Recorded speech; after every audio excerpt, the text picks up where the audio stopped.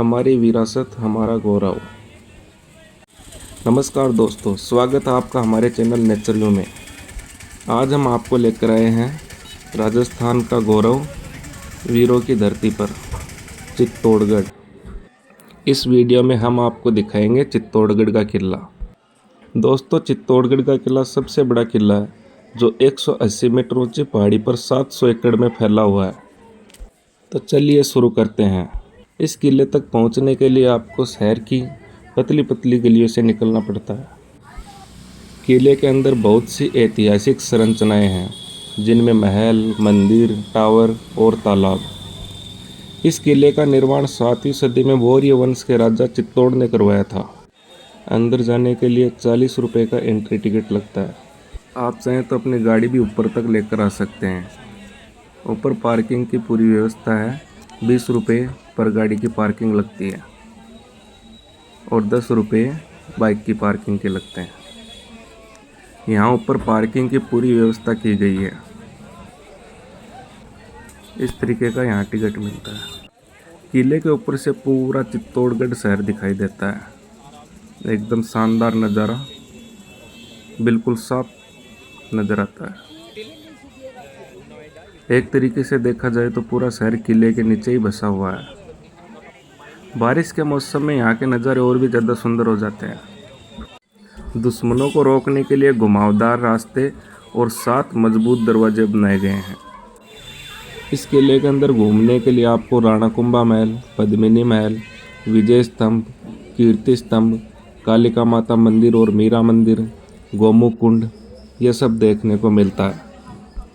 हर साल यहाँ पर हज़ारों टूरिस्ट आते हैं। यहाँ पर घूमने का सबसे अच्छा समय है अक्टूबर से मार्च तक।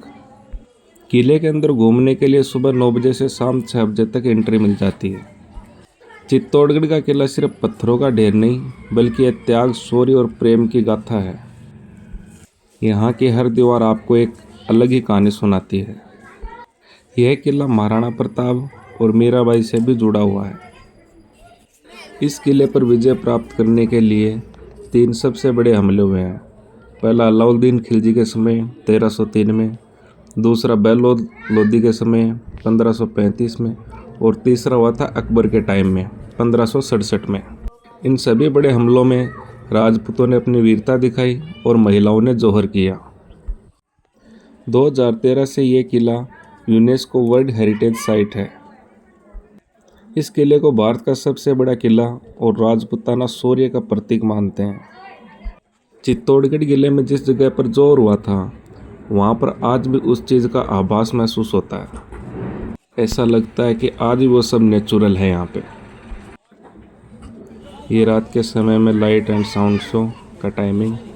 यहाँ का राणाकुंभा महल इस किले का सबसे बड़ा और पुराना महल है। यहीं पर ही रानी पद्मती और मीराबाई रही थी।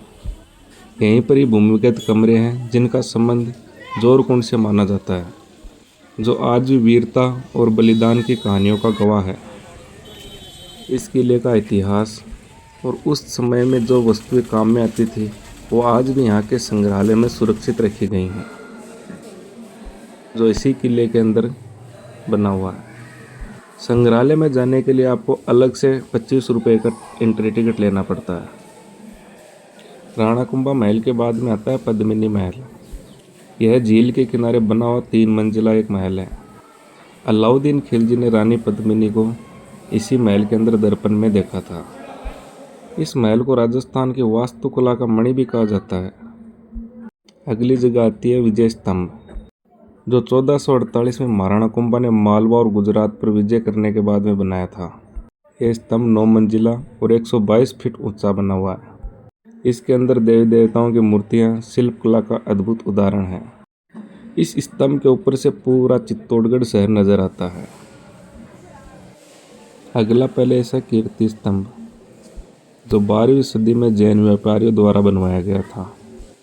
22 मीटर ऊंचा यह स्तंभ भगवान आदिनाथ को समर्पित है, जो जैन कला और मूर्तिकला को दर्शाता है। अगला पैलेस आता है कालिका माता मंदिर और मीरा मंदिर। कालिका माता मंदिर प्राचीन शक्तिपीठ 8वीं सदी का है और मीरा मंदिर, यहाँ पर मीराबाई ने भगवान श्री कृष्ण की भक्ति की थी। अगला पैलेस है गोमुख कुंड।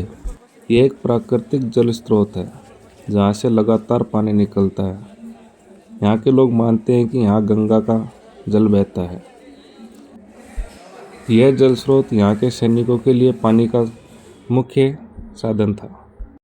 चित्तौड़गढ़ किले के अंदर 3 जोर हुए थे। पहला जोर हुआ था रानी पद्मिनी और हजारों महिलाओं ने बलिदान दिया था। दूसरे जोर में रानी कर्मावती ने महिलाओं का नेतृत्व किया और तीसरा जोर अकबर के आक्रमण के टाइम पे हुआ था। ये तीनों ही घटनाएं आज भी राजपूताना गौरव की मिसाल बनी हुई हैं। इसीलिए कहा जाता है चित्तौड़ हार कर भी कभी हारा नहीं।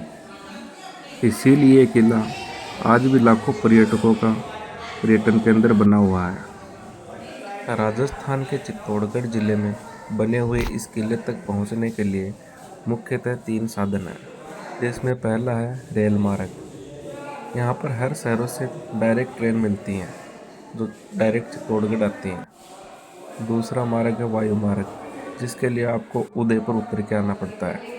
उदयपुर से चित्तौड़गढ़ की दूरी लगभग 100 किलोमीटर है। और तीसरा है सड़क मार्ग। चित्तौड़गढ़ डायरेक्ट नेशनल हाईवे से जुड़ा हुआ है, तो यहाँ पे आने के लिए सड़क मार्ग से तो कोई तरीके की बाधा नहीं आती। तो दोस्तों, ये था चित्तौड़गढ़ किले का इतिहास और यहाँ की विशेषताएं। अगर आप भी राजस्थान आते हैं तो एक बार चित्तौड़गढ़ का किला ज़रूर विजिट करें। तो हम भी इस वीडियो को यहीं पर समाप्त करते हैं। अगर आपको ये वीडियो पसंद आई तो please like, share and subscribe ज़रूर करें। तब तक के लिए बाय बाय, जय हिंद।